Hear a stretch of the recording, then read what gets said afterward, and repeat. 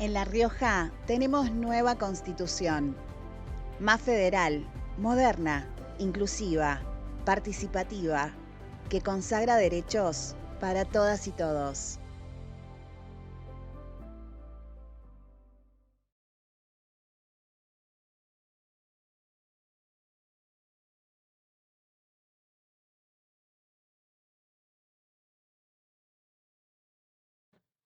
Hola, hola, ¿cómo va?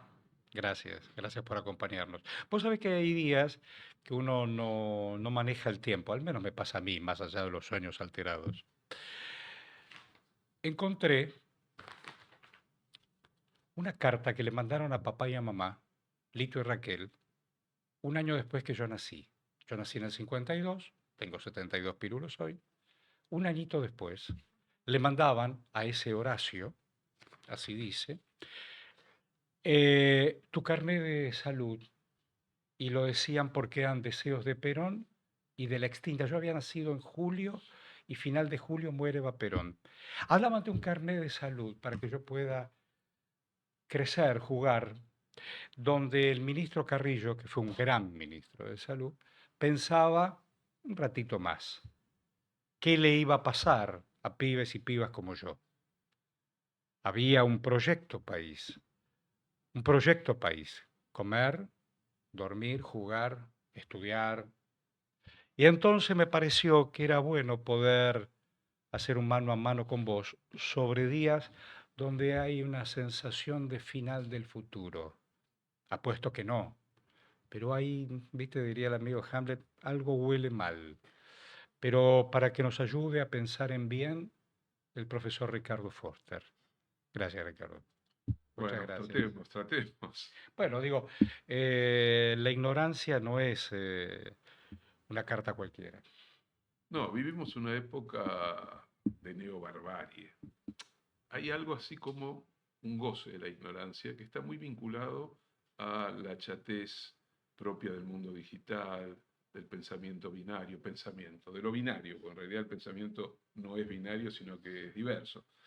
Y hay también una suerte de dominio pleno de lo que llamaríamos la opinión y el punto de vista. Cualquiera tiene derecho a opinar y tener su punto de vista sobre cualquier cosa, y no importa que el otro haya dedicado toda una vida a estudiar ese problema, analizarlo, investigarlo, que los puntos de vista se han democratizado de tal manera que da todo lo mismo, ¿no? Es un poco la Biblia y el calefón, pero también bajo la forma de un embrutecimiento del lenguaje también, ¿no? Junto con la ignorancia se achata también el lenguaje y la realidad, por lo tanto. Toda la vida estudiaste filosofía. Es mi campo de pasión y de Digo, hay trabajo, más preguntas que certezas. siempre. Pero cuando la realidad te pega a piñas todo el tiempo, Sí. la certeza es la intolerancia, el odio manifiesto. Déjame soñar un poco que hay algo que yo pueda trascender más allá de lo espiritual. No, a ver, es un tiempo oscuro, es un tiempo complejo el que estamos viviendo en la Argentina, yo diría que a nivel global, a veces somos muy ombliguistas los argentinos y pensamos que todo Pasa nos solamente acá. sucede. Lo que sí es cierto es que el experimento Milei es una novedad. En este contexto histórico tienen un personaje que reúne una serie de condiciones para llevar adelante algo así como un laboratorio. Las ratas del laboratorio son Sí, sí, precisamente sí, los sí, ciudadanos sí, sí. de la Argentina, y lo está haciendo con un nivel de crueldad y de capacidad de destrucción muy pocas veces vista, incluso para un país que ha tenido experiencias horrorosas como fue en Sí, su momento claro. la dictadura.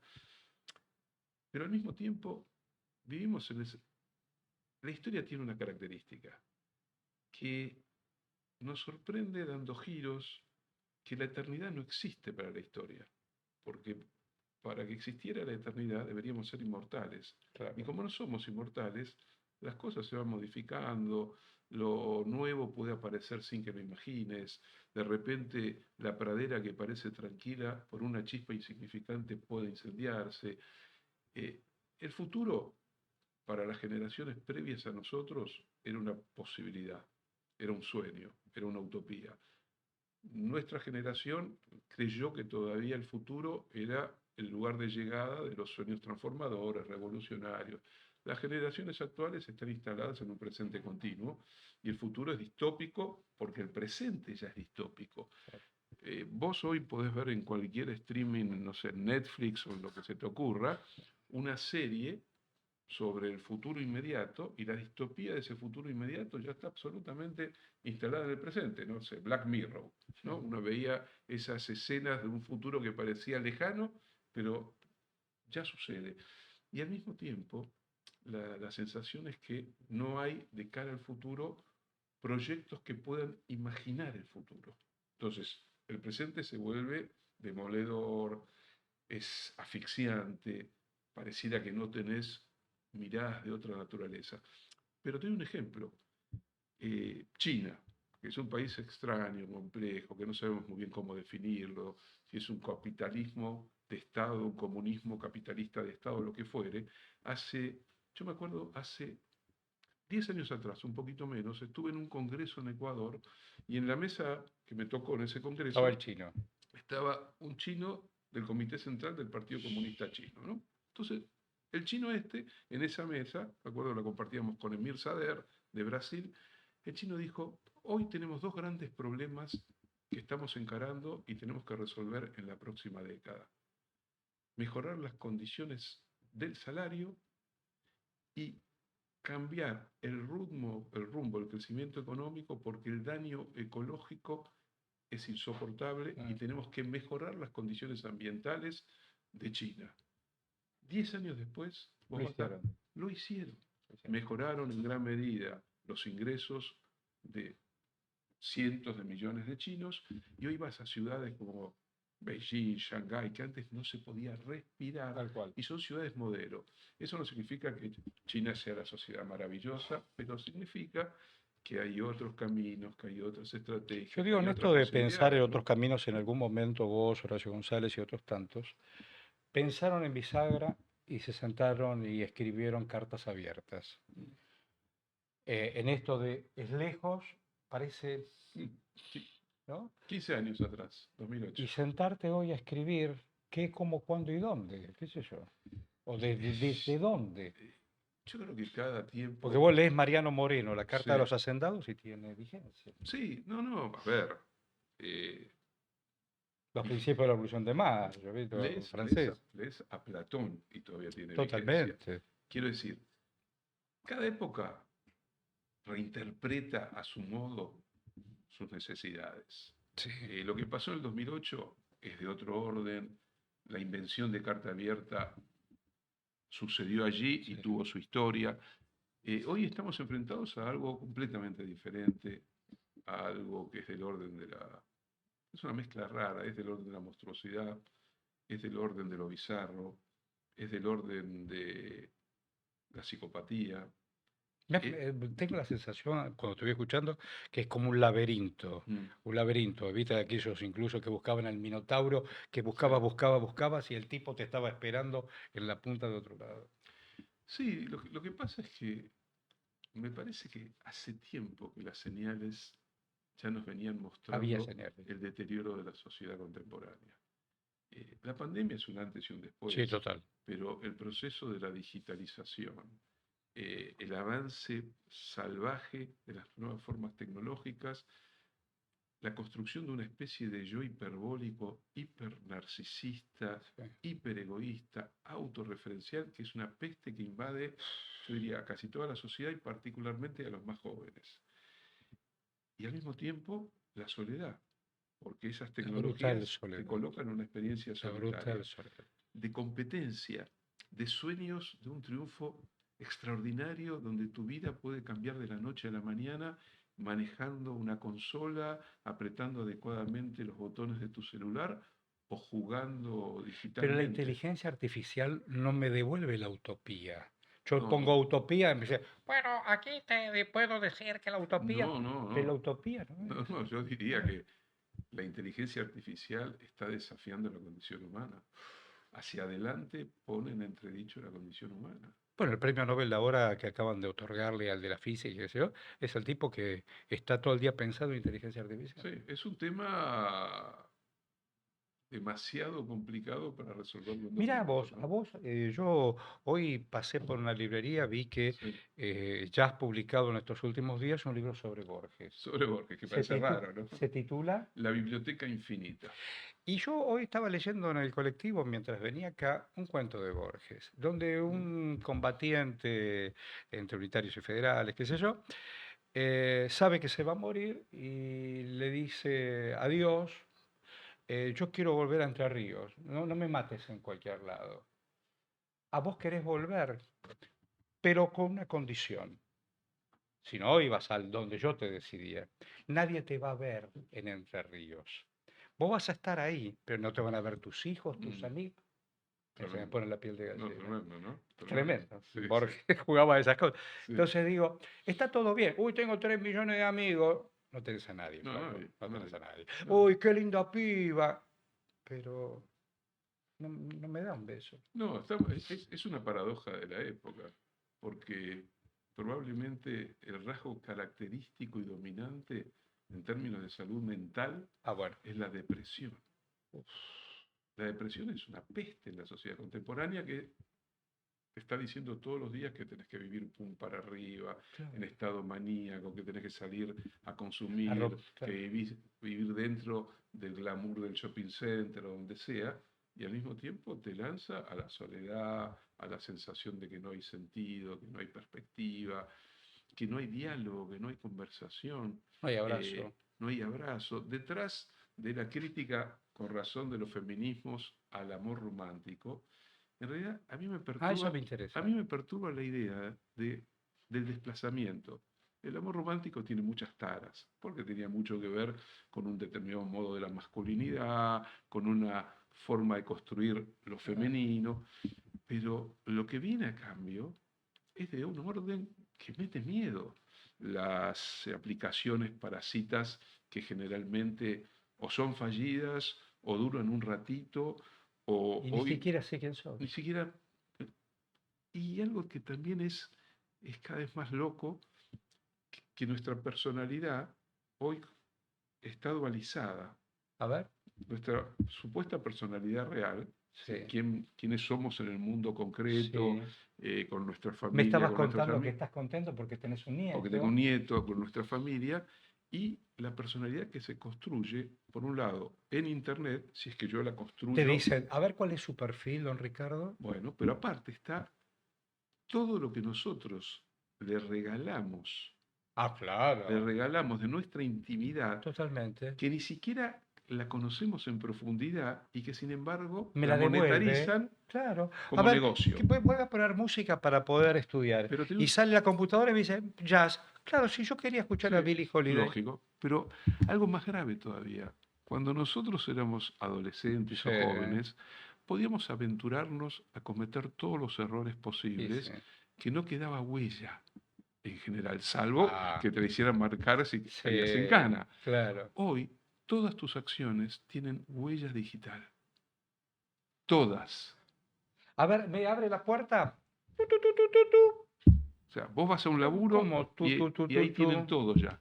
O mire, bueno, hola streaming, Sí, hola Ricardo, y ya estamos, porque estamos eso, navegando en todas las aplicaciones, gracias a las aplicaciones, pero porque vos nos estás ayudando también a pensar en las devoluciones. Digo, ¿y si ahora quieren cerrar las facultades? Entonces, ¿qué vamos a hacer? ¿Millón de streamers que vamos a enseñar por streaming? vos sabés que la Argentina es un país, ¿cómo llamarlo? Es ¿Qué un sé país yo? medio extraño, insólito, es un país al que amamos. Quienes hemos vivido fuera de la Argentina, eh, comprendemos lo que es la nostalgia, ¿no? Sí. O sea, uno puede putear en todos los Y idiomas extrañas. y cuando salís empezás a extrañar tu barrio, no Sí, te sí, gustaba el tango, pero te empieza a gustar el tango, recordás, si te gusta el fútbol, las veces que fuiste a la cancha. Es un país que ha tenido algunas virtudes y ha tenido totalmente, algunos personajes extraordinarios, totalmente. y dentro de esas virtudes, quizás una de las más extraordinarias sea el sistema de universidades públicas nacionales. ¿Cuántos años diste clase? 40, digamos, si tomo desde mi ingreso en 1984 como ayudante en la Facultad de Psicología de la Universidad de Buenos Aires, donde era ayudante de la Cátedra de Introducción a la Filosofía, y mi jubilación exactamente en diciembre del 2023 fueron 40 años clavados de recorrer los pasillos de varias facultades de la Universidad de Buenos Aires, de involucrarme con su vida institucional, y también tuve el privilegio de enseñar, yo creo que en casi todas las universidades públicas nacionales de Argentina. Maravilloso. Me faltará alguna, pero creo que me parece que casi todas. Y también tuve la oportunidad, también gracias a esta rara carrera académica, de enseñar afuera de la Argentina. Y ahí también pude comprobar el prestigio de la universidad pública en el exterior. Y también la universidad es el ámbito de la diversidad.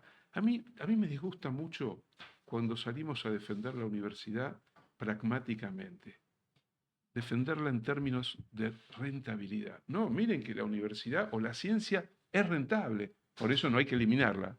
No, está bárbaro que sea rentable en algunos ámbitos, pero lo esencial de la universidad es que genera un ámbito de reflexión crítica sobre el mundo, genera fraternidades, Sí. genera que tu cabeza se abra, quizás ahí encontrás el amor de tu vida, los amigos de tu vida, quizás no terminaste la carrera, pero el tránsito por la universidad te abre hacia otras perspectivas de la vida, e incluso esas universidades que suele ser motivo de la cosa del rechazo, ¿no? ¿Te acordás Vidal diciendo, ¿para qué hacer universidades en el Gran Buenos Aires si los pobres no van a la universidad?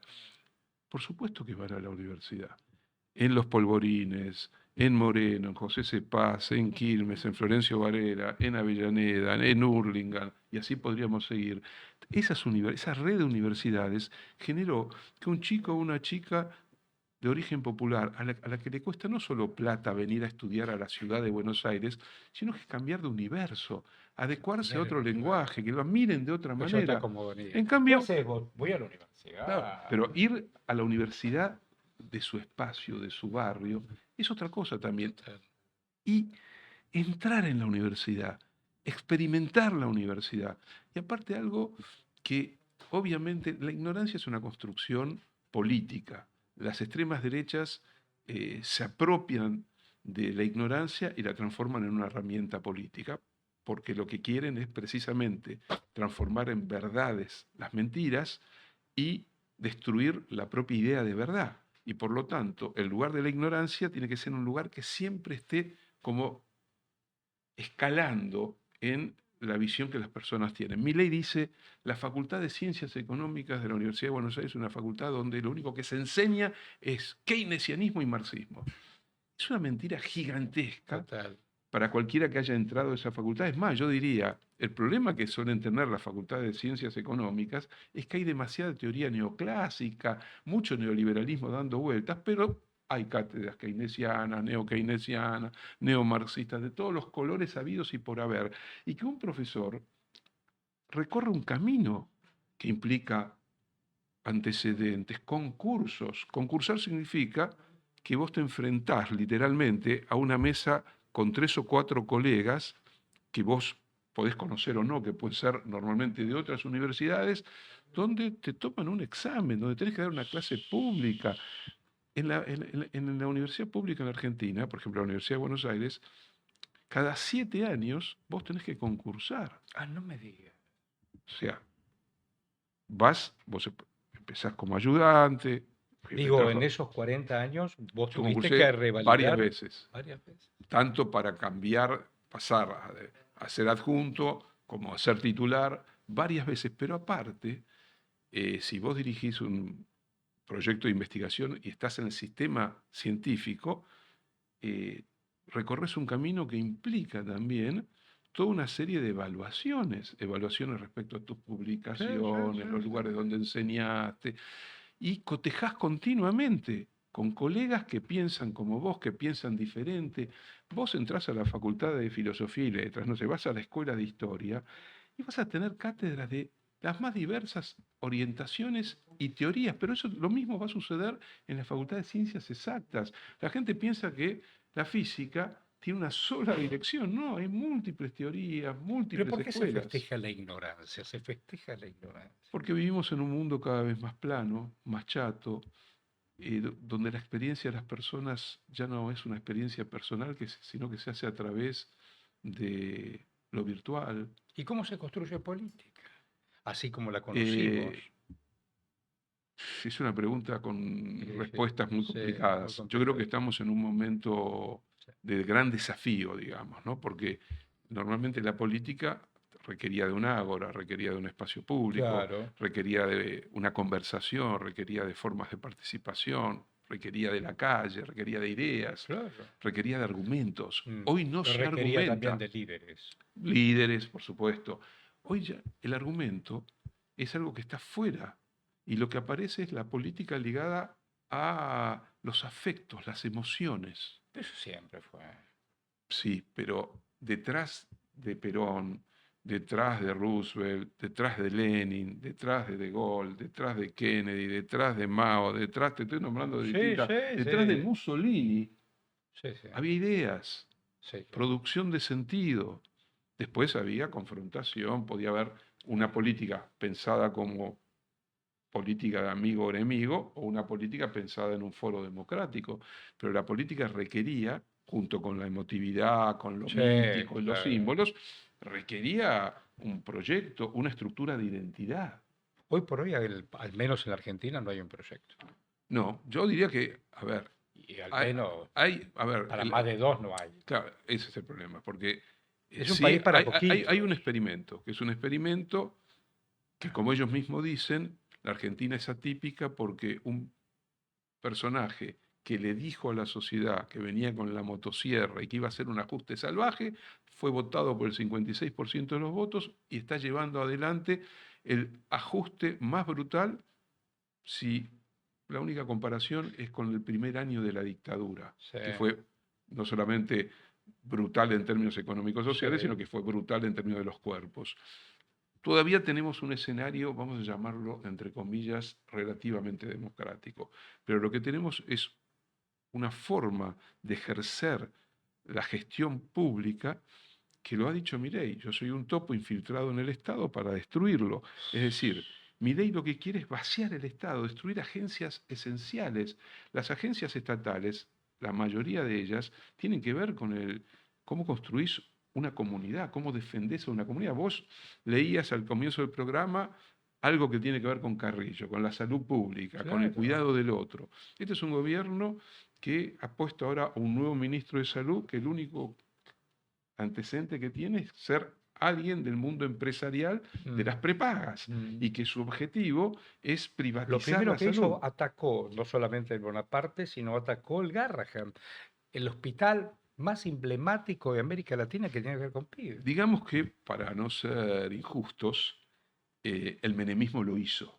Es decir, el primer proyecto neoliberal pleno, porque el proyecto de la dictadura con Martínez de Oz era incipiente, pero el que viene a construir un proyecto neoliberal y que lo hace a partir fundamentalmente de la Totalmente. convertibilidad de Caballo es Menem, donde se produce el desguace del Estado, la Sí, Dromi privatización auténtico es eso. y la salud y la educación fue provincializada, lo que ya Claro, debilitaba sobre Carpa todo la salud, Blanca y ¿no? esas cosas. Fondo. Y la mayoría de los hospitales que eran nacionales pasaron a ser Sí, sí, provinciales, sí.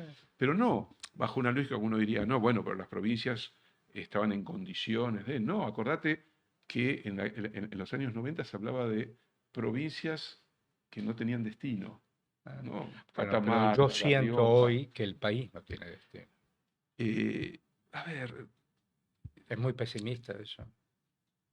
cada retroceso, Sí. cada golpe hacia la derecha implica una pérdida que la recuperación es muy baja en relación al costo de lo perdido. ¿Qué quiero decir? A ver, La dictadura militar, el daño de la dictadura militar es gigantesco. siguiente. La recuperación, la salida de la dictadura militar compensó un poco la crisis de la década de los 90, más previamente la crisis de la desilusión democrática del final de Alfonsín, que terminó en el 2001, 25 años de neoliberalismo al palo, quebraron gran parte de lo que era lo virtuoso de la sociedad argentina, una sociedad muy igualitaria, una sociedad con una distribución del ingreso importante, con niveles de educación, de salud, de acceso a la vivienda. Si vos tomás el año 74 y mirás los índices sociales, te querés cortar las venas con No, su idea sí, oxidada. pero claro, ahí Bueno, uno estuvo. los 12 años de Néstor y Cristina fueron extraordinarios en muchos aspectos, pero apenas pudieron compensar el daño. Claro. No se pudo revertir el proceso de la informalidad laboral, no se pudo bajar ese piso de 30%, no se pudo dar ese salto cualitativo Exacto. que es una transformación estructural de la economía. Después vino la regresión macrista, más allá, después es otro debate de los 4 años del gobierno del Frente de Todos, de Alberto Fernández, Pandemia. pandemia incluida.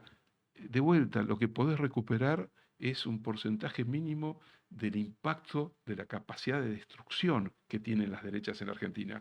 Hoy tenemos un gobierno que de durar 4 años va a ser un daño indescriptible. Pero digo, los dueños de la Argentina son intocables, Intocables y están ganando como nunca, como nunca. porque uno piensa que Concentración, bancos. concentración, negocios financieros, Volvieron a todo eh, al modo energía ahora. y sus sueños húmedos más trasnochados están realizándose, porque detrás de todo esto hay un revanchismo, una Claro. venganza, Y una te lo dicen. Y te contrarrevolución lo dicen, del claro. poder real contra esa Argentina igualitaria que nació allí por octubre del 45 y que de alguna manera marcó todo el recorrido de los últimos 70 años, ¿no? Mm. Bueno, esta es la venganza.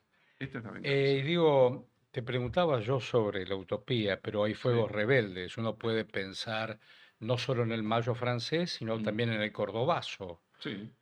No, y O en también. el 2001. Al No, 2001. sí, y también otros movimientos, también hubo movimientos importantes cuando post-crisis del 2008, todos recordamos esa América del Sur extraordinaria entre el Total. 2000 y el 2015. Mar del Plata, Alca, Alca, al carajo. Ahí Bueno, estuvimos. el hecho que después del horror de Bolsonaro Lula pudo volver a la presidencia del Brasil, lo que significa y lo que ha significado la presidencia de López Obrador en México, ahora la continuidad con Pues Claudia México Sheinbaum. O es sea, extraordinario lo de hay México. momentos interesantes, valiosos, dentro de un mundo que está en estado de rotación, porque en verdad la derrota de las ideas de izquierda, progresistas, nacional populares, como quieras llamarlas, Mm, proviene en realidad del giro brutal que dieron las sociedades en la década del 80, cuando el neoliberalismo se convirtió en poder hegemónico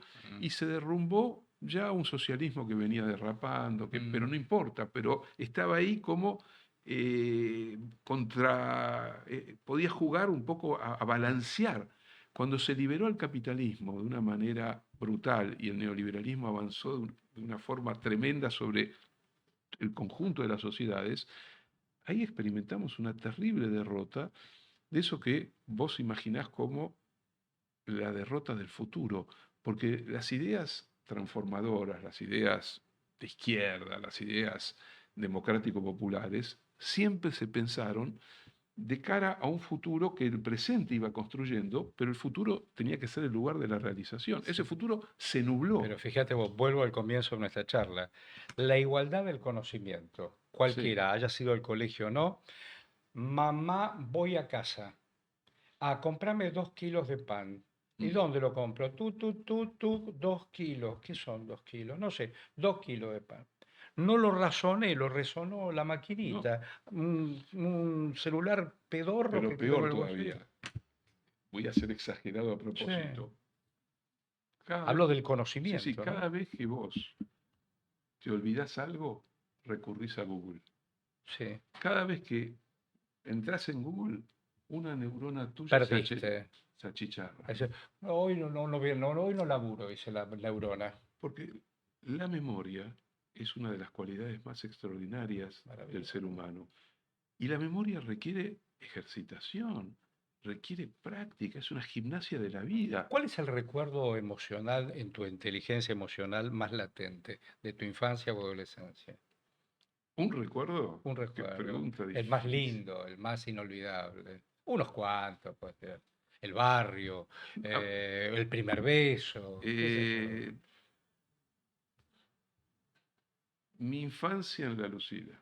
Ahí está. Mi infancia en Y la ahí Lucila. aparecen que amigos, las pibas, las Amigos, las pibes, primeras, sí, las primeras las noviecitas, músicas. la bicicleta, el río, la Eso música. no te lo regala ninguna computadora. No hay No, Google que no, te lo no, no, regale. no. Bueno, nosotros somos anfibios, porque venimos de un mundo que ya no existe más y tuvimos que adaptarnos Sí, a un mundo digital y virtual.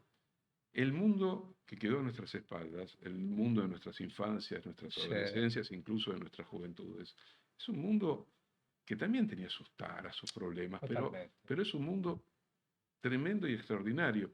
¿Qué quiero decir? Eh, si vos me preguntás, yo me defino como un hombre del siglo XX. Yo soy del Sí, siglo XX. sí, Es sí. decir, habito el siglo Bueno, XXI, lo Camilo, pienso el el siglo XX. flamante nieto. Sí. Mi nieto es del siglo, va a ser casi del siglo XXII. ¿Te das cuenta? Pero va a Pero encontrar una foto tuya en Google.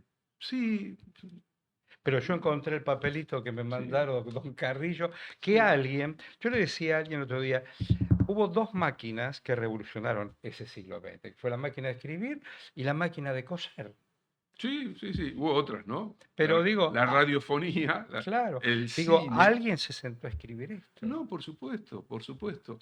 A ver, el siglo XX fue una promesa que terminó fallida, porque los que salían del siglo XIX pensaban que el siglo XX iba a ser el lugar de la realización de las grandes promesas utópicas, la sociedad del bienestar, la ciencia derrotando prácticamente a la muerte, la igualdad, la democracia, y tuvimos Auschwitz, tuvimos Hiroshima y Nagasaki, fascismos, dictaduras, pero al mismo tiempo tuviste una potencia creadora, tuviste momentos de intensidad única, movilizaciones populares, invenciones, creaciones artísticas, científicas, qué sé yo, un mundo de aventuras, eh, ahora se habla mucho de la palabra libertad. Sartre tiene una reflexión extraordinaria que A a mí ver, siempre me pareció a ver. fundante. En un momento determinado, Sartre escribe que los franceses nunca fueron más libres que bajo la ocupación alemana. No, Entonces yo digo que ¿qué estás diciendo? Sartre, que era un tipo más bien crítico del fascismo, entonces agrega inmediatamente, nunca fueron más libres porque cualquier acto, por mínimo que era, de insubordinación y de rebeldía, se convertía en un acto absoluto de libertad. Eso no quiere decir que volvamos a la dictadura para experimentar la libertad, pero Plenamente. sí le está dando una intensidad a lo que implica la palabra libertad, en una época donde la libertad es una palabra manoseada, bastardizada, que estos degenerados en otro Sí, plano sí, claro. usan el término libertario. Vos sabés perfectamente, los ácratas, los anarquistas, eran los libertarios, los que defendían la igualdad, la sociedad sin Estado, pero para los humillados de la tierra, no para los ricos de la tierra, Ufa, la. ¿no? Bueno, cuidado con la captura del lenguaje. Milei y su dispositivo tiende a la naturalización de la aberración en el lenguaje. Los insultos, las injurias, todo eso que se acepta como algo ya natural, común, es una bomba de tiempo porque es la fascistización del lenguaje. Y las sociedades tienden a fascistizarse. Uf. Entonces, me parece que yo todavía creo en el lenguaje, Vos crees en las ideas. creo en las ideas. Bueno, por eso se me ocurre publicar un libro sobre Borges. Uno diría, ¿para qué? Porque amo a Es una Borges. biblioteca infinita. Por eso, porque Borges te permite, ¿Cuántos libros tenés vos? en mi biblioteca, Sí. 10 lucas, ponele. Y digo, cuando vos ves las 10 lucas del libro, decís, Ah, ¿y si yo hoy justo busqué una cosa en Google? no, pero a ver, la biblioteca es como, vos te Qué parás lindo, frente a la biblioteca qué lindo. y cada libro es una ventana al Qué universo, lindo. ¿no? Una Me da un ventana gran que vos la placer. abrís y que vos la activás desde otro lugar. Google es una ventana prefabricada donde las respuestas ya están organizadas de acuerdo a algoritmos que se dirigen Ah, directamente a tu propia estructura mental, psíquica, cognitiva, etcétera, etcétera. Todos ¿cuál es el usamos, libro que nunca te vas a desprender de esos 10 lucas? a ver, Están los de yo te estudio, diría, están estos. te Están diría los mis libros de infancia. Ah, ahí está, ahí está. 2 libros de infancia. No me da la colección Robin Hood porque Sí, me mata. bueno, colección Robin Hood siempre estuvo ahí. Uno es Huckleberry Finn de Mark Twain Claro. y el otro es un libro menos conocido, para el público en general, que es Allá lejos y hace tiempo Claro, de Hudson, ¿no? claro. Los ingleses le dicen Hudson, pues escribió toda su obra en Ese inglés. señor estuvo por acá. Estuvo acá nomás. ¿Quién, Don Hudson? No, sí, vivió sus primeros 35 años en la Argentina, época de Rosa. Sí, Bueno. sí. En la adolescencia, un libro que me impactó, Mi vida de Trotsky, libro extraordinario que lo leí a los 14 años, y un libro que me salvó la vida, La montaña mágica de Thomas Mann, que lo leí a los 16, 17 años. Te salvó Eso la es- vida. Me salvó la, sí, pues yo era un Digo, de la joven militante de aquellos años y me inventó una nostalgia de un mundo que me permitía pensar la Argentina desde otro lugar también, ¿no? Bueno, como estamos en streaming, el que nos ayudó a pensar desde el mejor lugar fuiste vos hoy. Gracias, Bueno, Ricardo. placer, lindo Gracias. estas conversaciones, muy lindo. Y vos no te vayas, estás en Horita. Ahí nos vamos a reencontrar. Gracias, buena vida.